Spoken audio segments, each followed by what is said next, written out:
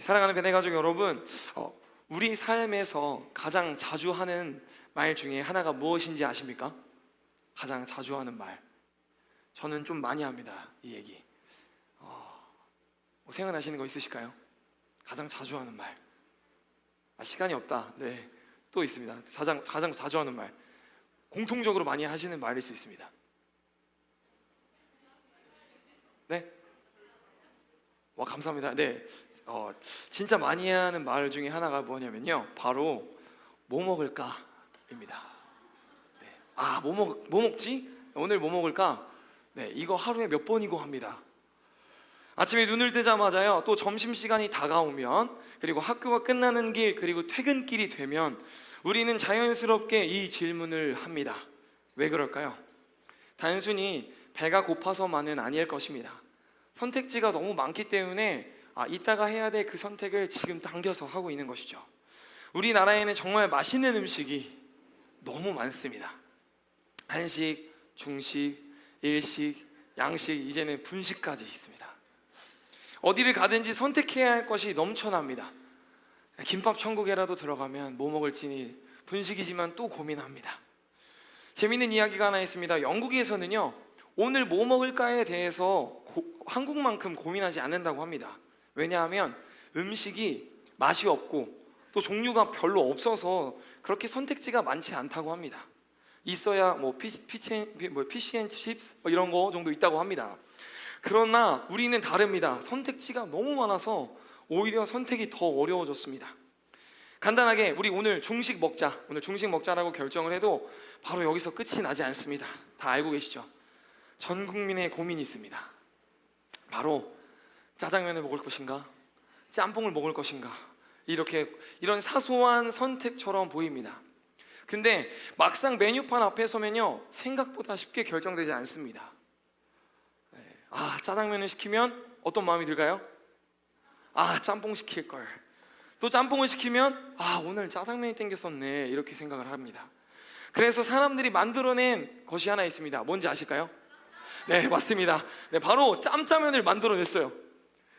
근데 그리고 거기서 멈추지 않고요, 요즘에 뭐도 있냐면요, 탕수육까지 함께 먹고 싶어서요, 짜장면과 탕수육이 함께 나오는 짜탕면, 짬탕면 막 다 있습니다. 둘 다 잡아보겠다고 하는 선택입니다. 더 나은 선택처럼 보일 수 있습니다. 후회하지 않기 위한 선택으로 보입니다. 그런데 어떻습니까? 저희가 짬짜면을 먹고 나면 또 다른 선택이 생깁니다. 그냥 다음에 한 가지만 먹을까? 역시 짜장은 짜장만 먹어야 하나? 또는 역시 짬뽕은 짬뽕만 먹어야지. 결국 선택의 형태는 바뀌었지만 선택해야 한다는 본질은 사라지지 않습니다. 이 짬뽕과 짜장이 짬짜면과 짬탕면으로만 바뀌었을 뿐입니다. 우리는 여전히 선택 앞에 서 있습니다. 네, 아까 제가 말씀드린 것 중에 말씀 제목 기억나시는 분 계실까요? 네, 제가 BCD라고 이제 행정실에서 정민 사역자님께서 이번 주 설교 말씀 제목이 뭐예요? BCD라고 했는데 BCD요? 3번을 물어봤습니다. BCD에 대한 이유가 있습니다. 왜 뭔지 아십니까? 네, 맞습니다. Verse. B에서 D 뭐죠? Des. 그 사이에 뭐가 있을까요? 네, 저희는요, 태어나서부터 죽을 때까지 이 선택만 하기 때문입니다. 네, 이 모습이 바로 우리의 인생의 모습입니다. 선택을 조금 더 나아 보이게 바꾸고 선택지를 늘리고 후회를 줄여보려고 하지만 결국에 우린 다시 선택 앞에 서게 됩니다. 그래서 우리 인생을 단 3글자로 정리하면 아까 말씀드린 것처럼 B, C, D. B, 벌써 태어남, D, death, 죽음, 그 사이에 있는 단 하나의 알파벳 C, 초이스, 선택입니다. 우리는 태어날 때를 선택하지 않았습니다. 부모도 시대도 또 환경도 우리가 고른 적이 없습니다. 그리고 죽을 때도 우리가 선택할 수 없습니다. 그러나 분명한 사실 하나는 B에서 D까지 모든 시간 동안 우리는 선택만 하며 살아간다는 것입니다. 아침에 눈을 뜨면 순간부터 무엇을 입을지, 또 무엇을 말할지, 어디로 갈지, 누구를 믿어야 할지, 인생은 거대한 사건의 연속이기보다는 사실은 거대한 선택의 연속일 수 있습니다. 그리고 우리는 대부분 이렇게 생각합니다. 내 선택이 내 인생을 만들었다. 또 내가 잘 선택해서 여기까지 온 거다. 또 내가 잘못 선택해서 이렇게까지 된 거다. 그런데 오늘 하나님께서 주시는 말씀은 이 생각에 근본적인 질문을 던집니다. 정말 그럴까? 정말 인생이 나의 선택대로 흘러갈까 하는 이 인생의 선택, 인생의 한가운데에서 오늘 우리에게 주시는 하나님의 말씀이 바로 시편 39편 13절부터 16절까지입니다. 우리 말씀을 다시 한번 읽어보도록 하겠습니다. 시작. 주께서 내 내장을 지으시며 나의 모태에서 나를 만드셨나이다. 내가 주께 감사하옴은 나를 지으심이 심히 기묘하심이라. 주께서 하시는 일이 기이함을 내 영혼이 잘 아나이다. 내가 은밀한 데에서 지음을 받았고 땅의 깊은 곳에서 기이하게 지음을 받을 때에 나의 형체가 주 앞에 숨겨지지 못하였나이다. 내 형질이 이루어지기 전에 주의 눈에 보이셨으며 나를 위하여 정한 날이 하루도 되기 전에 주의 책에 다 기록이 되었나이다. 아멘. 이 말씀은 이렇게 선언합니다. 나의 인생은 내 선택으로 인해 흘러가는 것이 아니라 하나님께서 먼저 선택하셔서 시작된 인생이라는 것입니다. 내가 태어나기도 전에, 내 형질이 이루어지기도 전에, 내가 어떤 선택을 하기도 전에 하나님은 이미 나를 보셨고 또 나를 지으셨고 이미 나의 날들을 정해 놓으셨다는 것입니다. 즉, 내 인생의 가장 처음 선택은 내 선택이 아니라 하나님의 선택이었다는 것입니다. 여기서부터 오늘 말씀이 시작됩니다.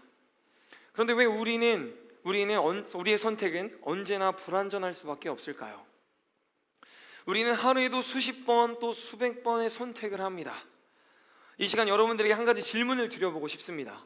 지금까지 내가 내린 선택은 과연 얼마나 완전하고 완벽했을까?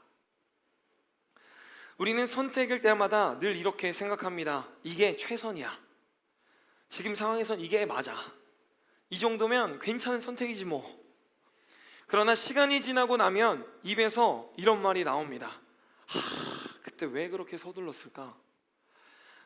조금만 더 기다렸으면 어땠을까? 그때 하나님께 먼저 물어봤어야 했는데 왜 이런 후회가 반복되는 것일까요? 그 이유는 단순합니다. 우리의 선택은 불완전할 수밖에 없기 때문이에요. 우리는 모든 정보를 알지 못한 채 선택하기 때문입니다. 우리는 모든 것을 다 알고 선택한다는 착각을 할 때가 종종 있습니다. 그러나 우리는 선택할 때 언제나 부분적인 모습만 보고 선택하고 있는 것입니다. 오늘은 보이지만 내일은 보이지 않습니다. 지금은 알지만 앞날은 알 수가 없습니다. 우리는 결과를 알지 못한 채 선택을 합니다. 그래서 우리는 선택에는 늘 만약에라는 가정이 따라옵니다. 이 만약에를 많이 하는 그 MBTI가 있습니다. 그때 그걸 알았더라면, 만약에 그 사람이 그런 사람인 줄 알았더라면, 만약에 그 길이 이렇게 될 줄 알았더라면. 하지만 성경은 분명히 얘기합니다. 우리 함께 말씀을 읽겠습니다. 예레미야 10장 23절입니다. 함께 읽겠습니다. 시작. 여호와여, 내가 알거니와 사람의 길이 자신에게 있지 아니하니 걸음을 지도함이 걷는 자에게 있지 아니하나이다. 아멘. 우리는 길을 계획할 수는 있지만 그 길의 끝을 아시는 분은 우리가 아닙니다. 우리의 선택의 대부분은 감정과 상황에 의해서 하게 됩니다. 우리의 선택은 늘 이성적이지 않을 때가 많습니다.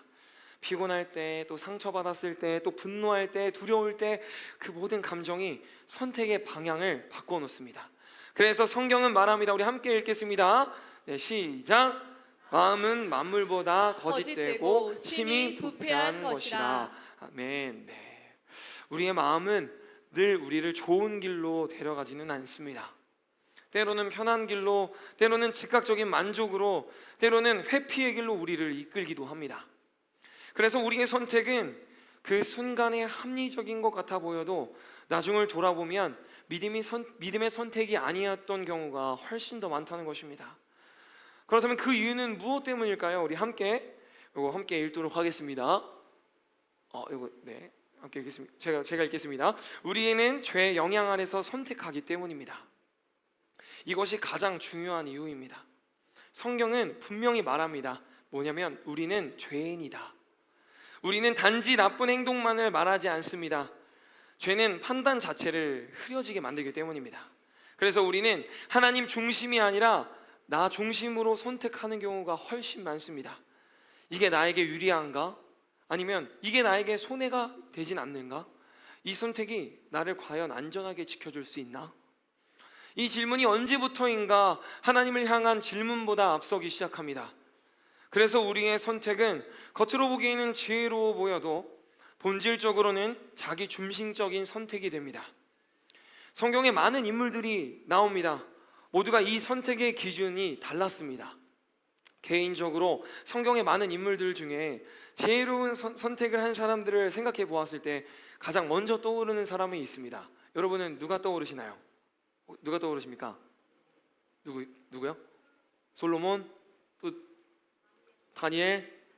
네, 저는요, 모두가 알고 있는 바로 요셉입니다. 네, 요셉은 인생에서 선택할 수 없는 것들이 너무나도 많았습니다. 우리가 생각하는 요셉은 단순히 하나님께 순종하고 주신 꿈을 붙잡고 나아가니 하나님께서 총리로 세우셨다, 우리는 하나님께 붙잡혀 있으면 축복과 은혜를 받는다, 결국 총리가 되었다라는, 어쩌면 하나님을 의지하고 나아가면 복을 받게 될 축복만을 생각하는 경우가 있습니다. 이것이 틀린 것은 아닙니다. 그런데 그 안은 수많은 선택들이 있었다는 것을 우리는 놓치고 있습니다. 사실 요셉은 태어날 가문을 선택하지 못했습니다. 형들의 미움을 선택하지도 못했습니다. 또 형들의 질투로 인해 노예로 팔려가는 것조차 선택할 수 없었습니다. 그리고 억울한 감옥 생활도 그의 선택이 아니었습니다. 사실상 이쯤 되면요, 누구든 삶을 포기할 것입니다. 그러나 요셉은 선택조차 할 수 없을 것 같은 이런 상황 속에서 최고의 선택, 또 분명한 선택을 합니다. 요셉은 자신의 노예인 신분을 탓하지 않기로 선택합니다. 또 원치 않은 상황에 놓인 이 환경을 원망하지 않기로 선택합니다. 그리고 그는 성실하기로 선택합니다. 보디발의 집으로 팔려가 종의 신분이었지만 주어진 일을 성실하게 감당했습니다. 사실 많은 종들 사이에 있으면 어땠을까요? 대부분의 종은 시키는 것 이외에는 일을 하지 않기를 원합니다. 오늘 하루도 어떻게 하면 편하게 하루를 지날 수 있을까를 고민할 합니다. 오늘 하루가 하루 있는 듯 없는 듯 잘 넘어갈 수만 있으면 아마 행복할 것입니다. 제가 군대 가기 전에 군대를 이미 다녀온 학교 선배들에게 군 생활을 잘하려면 어떻게 해야 하냐는 말을 한 적이 있습니다. 그때 선배들이 한 말이요, 다 공통적으로 말하는 것이 뭐였냐면요, 입을 맞춘 듯이 바로 군대에서는 일을 잘해도 잘하지 말라는 얘기였습니다. 네, 그 이유는 중간만에 중간만 이렇게 얘기하면 하는 이유는 일을 잘하면 일을 할 때마다 불려갈 거야, 그러니 중간만 해야 돼, 편하게 생활하려면 이라는 말을 들었습니다. 분명 군대보다 더 힘들었을 종의 생활, 어쩌면 요셉은 조금이나마 편하게 생활하기 위해서 시키는 것만 보이는 곳에서 하고 하루하루 요령을 피워야 하는 것이 원래는 종의 모습이었을지 모릅니다. 또 억울하게 감옥에 가서도 맡겨진 일을 소홀히 하지 않았습니다. 종의 신분, 아버지 곁에 있었을 때 이 새 옷을 입으며 행복했던, 또 귀하게 대접받았던 그때를 내가 종의 모습으로 떨어져 더 이상 떨어질 곳조차 없다고 생각했던 그 상황에서 이제는 죄인으로까지 떨어져 더 이상 생각조차 들지 않았을 것입니다. 요셉은 더 이상 무엇을 하려는 마음조차 들지 않았을 것입니다. 그런데 요셉은 이러한 순간에서요, 선택을 합니다. 요셉은 배우는 것을 멈추지 않았습니다. 우리는 창세기에 요셉이 나오는 편을 보면서 요셉이 성실하고 일을 잘했구나 라고만 생각합니다. 그래서 종으로 살아갈 때도 열심히 일을 해서 주인에게 인정받았고 또 감옥에서도 성실히 인정을 받았기 때문에 라고 생각합니다. 맞습니다. 그런데요, 우리가 생각하지 못하는 것이 있습니다. 바로 요셉이 노예로 팔려온 곳은요, 히브리 땅이 아니었습니다. 바로 애굽이라는 땅이었습니다. 히브리인이었던 요셉은요, 히브리 말을 사용했을 것입니다. 그런데 지금 요셉이 팔려온 곳은 애굽, 이집트입니다. 그러면 그 애굽의 언어와 애굽의 행정과 방식, 문화, 또 사람을 다루는 법, 그 환경과 문화를 익히는 것을 묵묵히 익혀야 했습니다. 분명 하루하루 의미 없이 보낼 수도 있던 모든 상황에서요, 요셉은요 배우는 것을 멈추지 않았습니다. 저희 워킹 홀리데이 있지 않습니까? 저희가 다른 나라로 일을 하면서 영어 공부를 하겠다고 가는 곳이 있는데요. 갔는데 영어를 못 배우고 오시는 분들이 꽤 많다고 들었습니다.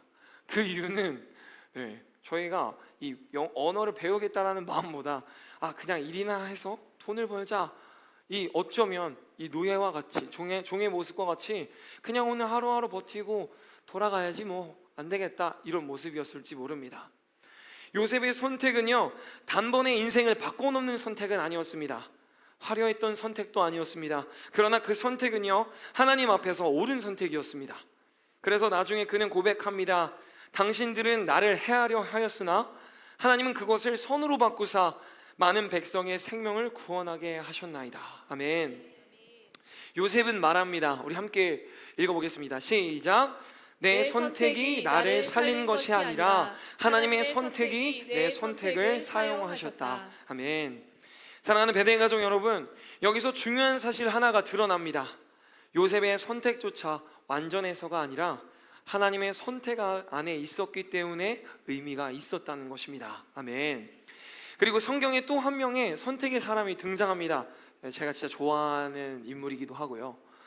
한번 보겠습니다. 바로 누굴까요? 다윗입니다. 우리는 다윗을 떠올리면요 골리앗을 쓰러뜨린 믿음의 영웅을 먼저 생각합니다. 맞습니다. 그러나 그 장면을 조금만 더 깊이 들여다보면요 다윗의 선택은 단순한 용기의 문제가 아니었습니다. 그 선택은 오랜 시간 동안 쌓아온 삶의 선택이 드러나는 한 순간이었습니다.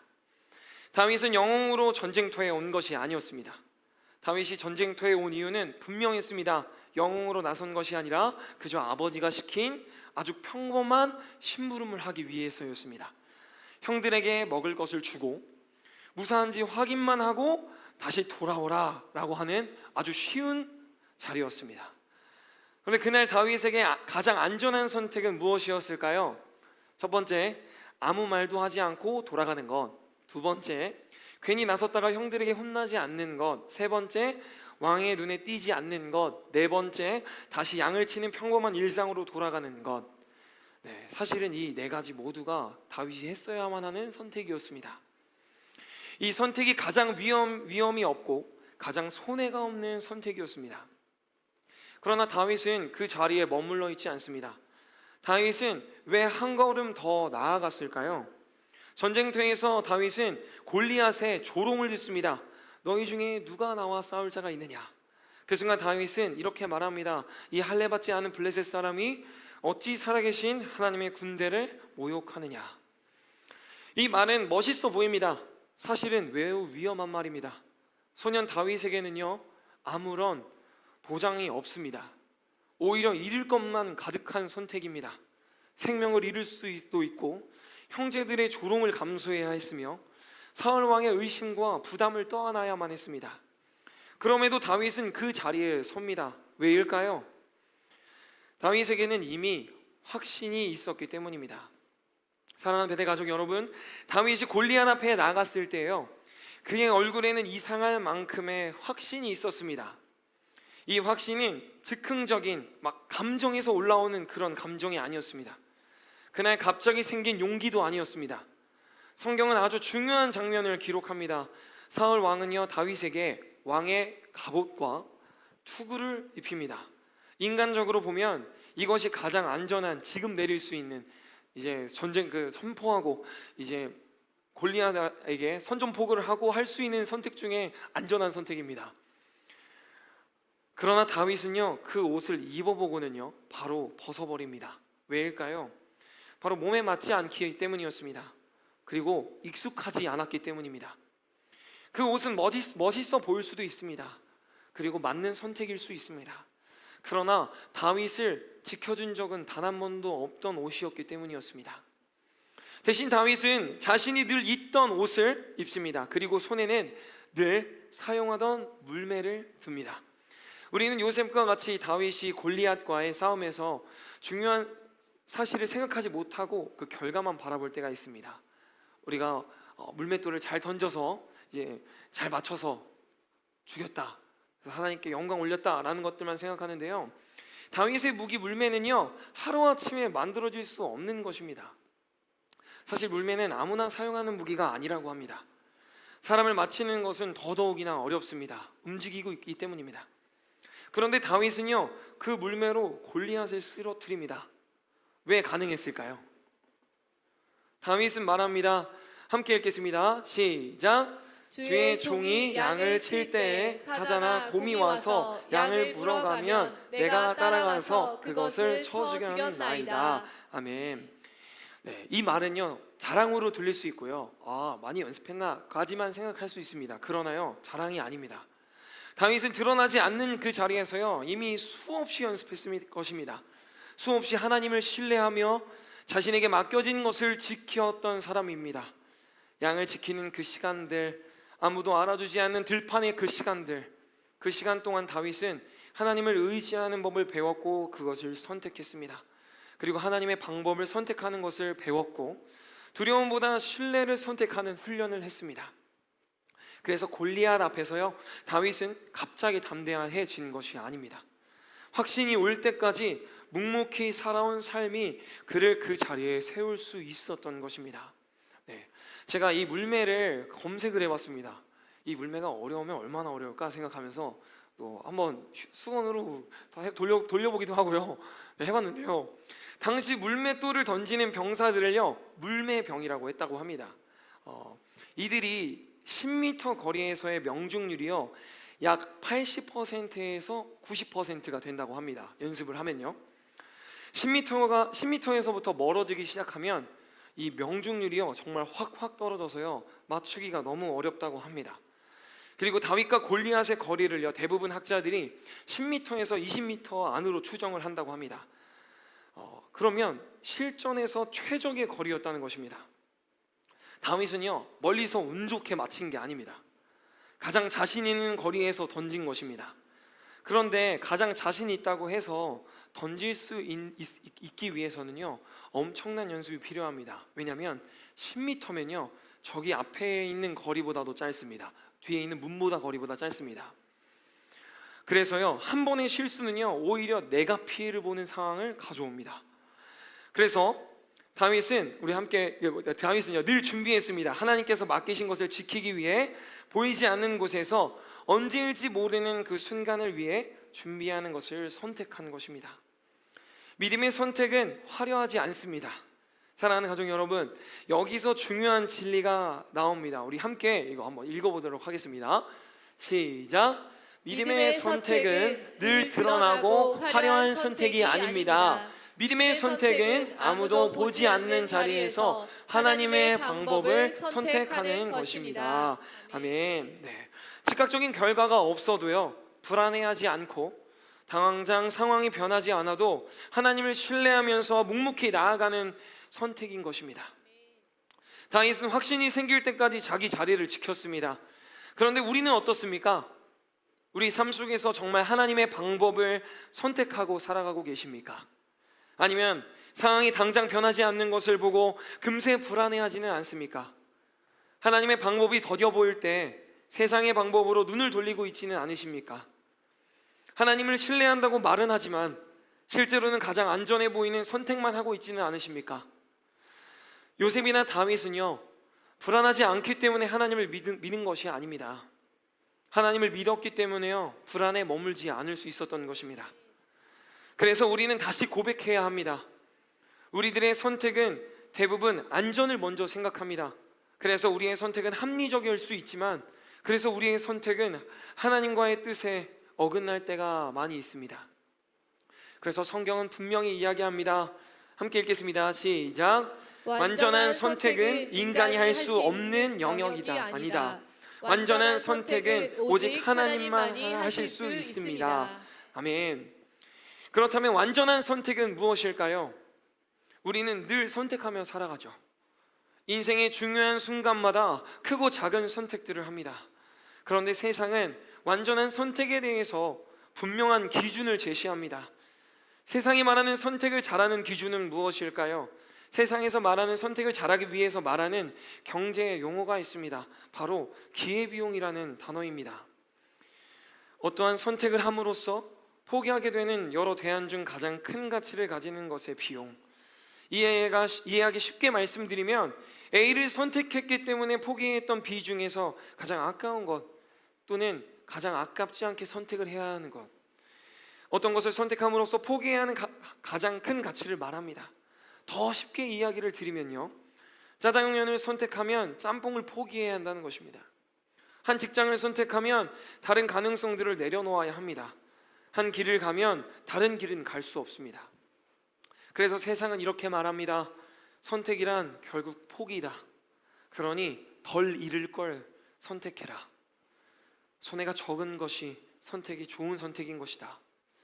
이 기준에서 선택을 잘한다는 것은 손해를 최소화하고 이익을 최대화하고 가장 합리적인 결과를 얻는 것입니다.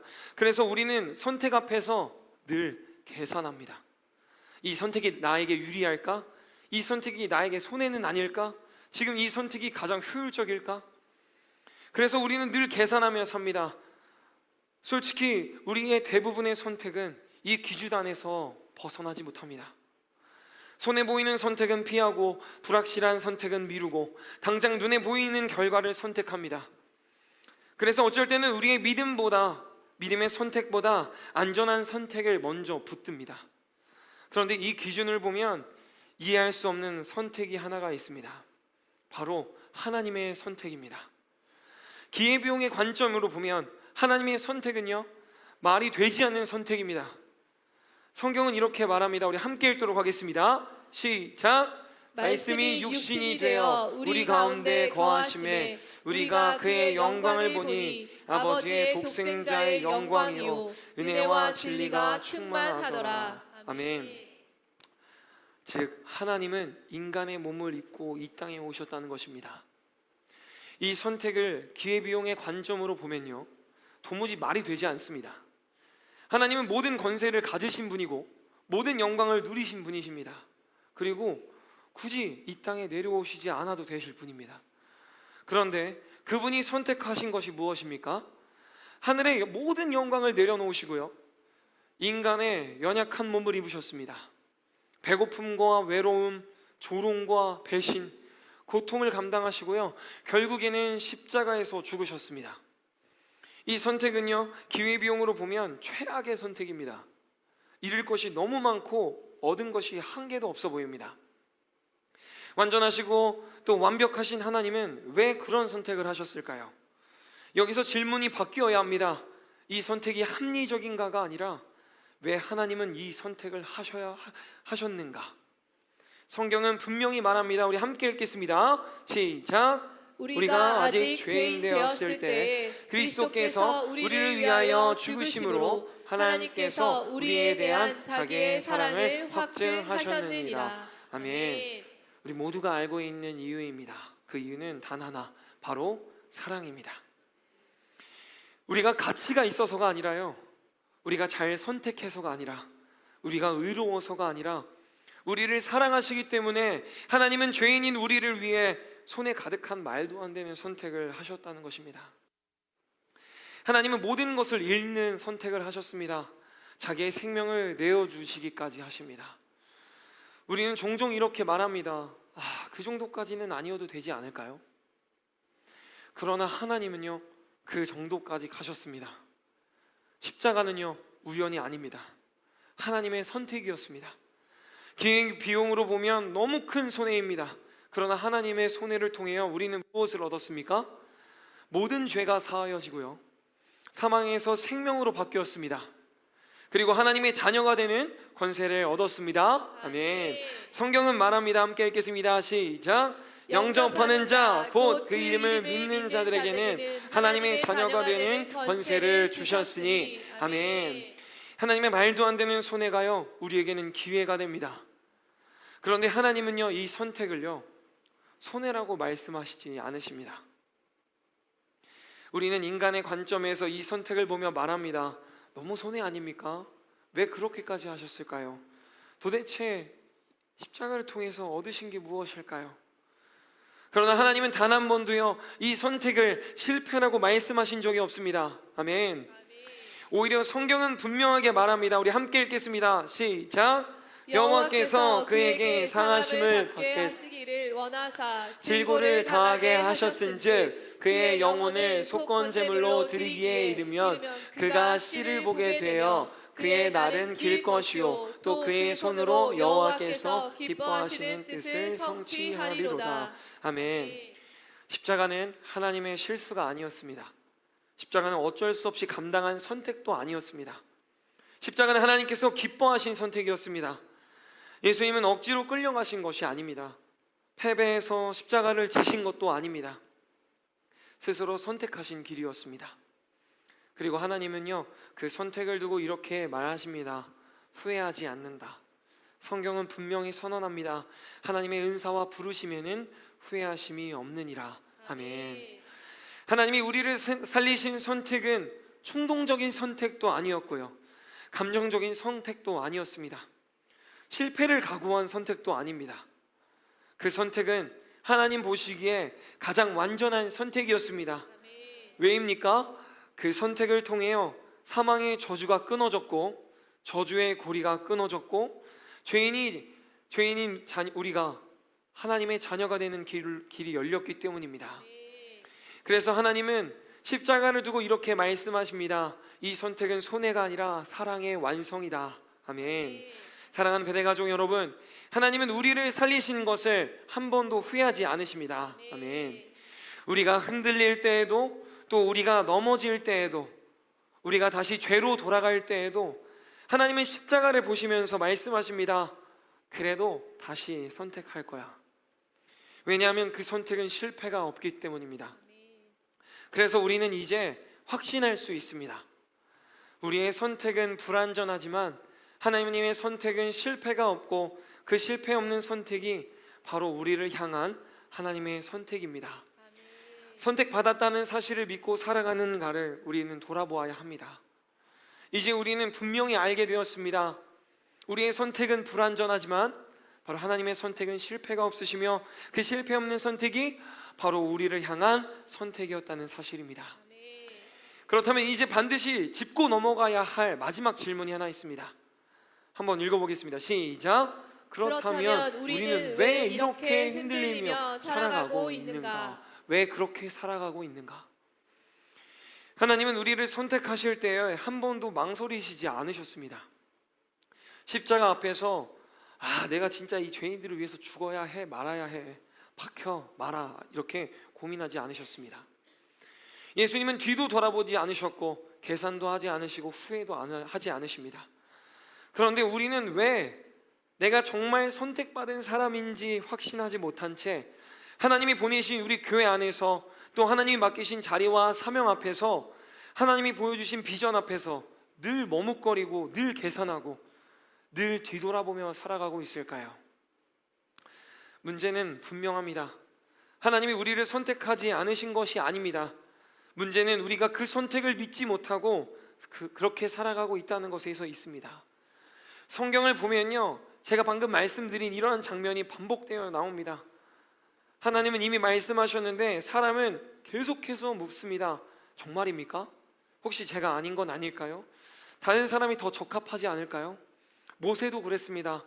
저는 말을 잘 못해요. 기드온도 그랬습니다. 나는 가장 작은 지파, 작은 자입니다. 예레미야도 그랬습니다. 저는 너무 어린데요. 그들은 선택받았다는 사실을 받아들이지 못해서요, 하나님이 나를 선택하시는 것을 믿지 못해서 흔들렸던 것입니다. 우리도 마찬가지입니다. 하나님은 이미 우리를 교회로 부르셨고요, 공동체 안에 세우셨고 각자의 자리에서 사명과 비전을 주셨습니다. 그런데 우리는 이렇게 말합니다. 아직 준비가 안 된 것 같습니다. 조금 더 상황이 나아지면 할게요. 지금은 때가 아닌 것 같습니다. 이 말의 본질은 무엇입니까? 하나님의 선택보다요, 내 판단과 나를 더 신뢰하겠다는 이야기입니다. 하나님은 지금 이 자리에서 우리를 선택하셨습니다. 아멘. 우리 교회에서, 또 우리 공동체 안에서, 또 우리에게 주신 사명 속에서, 또 우리에게 주신 비전 안에서 지금도 우리를 부르고 계십니다. 아멘. 시편 39편은 이렇게 말합니다. 나를 위하여 정한 날이 하루도 되기 전에 주의 책에 다 기록되어 있다. 하나님은 우리 인생을 즉흥적으로 사용하시는 분이 아닙니다. 이미 정해진 뜻 안에서 이미 기록된 계획 안에서 우리를 부르시고 계십니다. 아멘. 그래서 우리는 하나님이 나를 선택하셨는가 묻는 것이 아니라 나는 그 선택에 합당하게 살고 있는가 내 자신에게 물어야 하는 것입니다. 아멘. 이제는 하나님께서 나를 선택한 것을 의심할 때가 아니라 또 내가 붙잡고 나아가야 할 분이 하나님인 것을 선택하는 것에 불안해할 때가 아니라 즉시 응답하고 움직여야 할 때인 것입니다. 아멘. 사랑하는 가족 여러분, 이제 말씀 앞에서 우리는 결단을 합니다. 우리 인생은요, B, birth, 태어남에서 D, death, 죽음까지 그 사이에 C, choice, 선택의 연속이었지만 오늘 말씀은 분명히 이야기하고 있습니다. 내 인생의 시작은 내 선택이 아니라 하나님의 선택이었다는 사실입니다. 하나님은 우리가 태어나기 전부터 우리를 보셨고 또 우리를 아셨고 우리를 선택하셨습니다. 그리고 그 선택은 이번 주에 있는 성탄절 또 성탄을 통해 하나님이 이 땅에 오심으로 인해 분명해진 것입니다. 하나님은 말로만 우리를 사랑하신다고 말하시는 분이 아니고요, 이 땅에 직접 나약한 인간의 몸을 입고 내려오셨습니다. 그 선택 앞에서 우리는 더 이상 머뭇거릴 수 없습니다. 이제는 혹시 이 길이 진짜 맞기는 한가? 아닌 건 아닐까? 라는 생각을 하시지 말고요, 우리는 이미 선택받았다라는 확신으로 살아가야 할 것입니다. 아멘. 이제는 내가 주인인 삶이 아니라요, 이미 내 안에 계셔서 주인 되어 주시는 하나님을 믿고 살아가야 합니다. 아멘. 상황이 바뀌어서 순종하는 것이 아니라요, 선택을 받았다는 그 사실 하나 때문에 순종하는 삶, 확신이 생겨서 나아가는 것이 아니라 하나님의 선택을 믿고 나아가는 삶으로 결단해야 하는 것입니다. 아멘. 오늘 우리는 주님이 나를 선택하셨다는 그 사실을 믿으며 그 선택을 의심하지 않고 선택받은 하나님의 자녀로 살아가야 합니다. 아멘. 하나님은 태초부터 우리를 선택하셨습니다. 그리고 우리가 죄인 되었을 때에도 여전히 자신을 죽이기까지 사랑하셨고 그 사랑을 위해 선택하셨습니다. 이제는 하나님이 이 선택에 감사하며 B에서 D까지 이 땅에 태어나 하나님 나라에 갈 때까지 내 인생의 모든 선택의 중심을 하나님께 드려야 하는 것입니다. 아멘. 우리 삶의 마음의 중심에 하나님을 모시고 하나님이 원하시는 것을 선택하는 우리 모두가 되시길 바랍니다.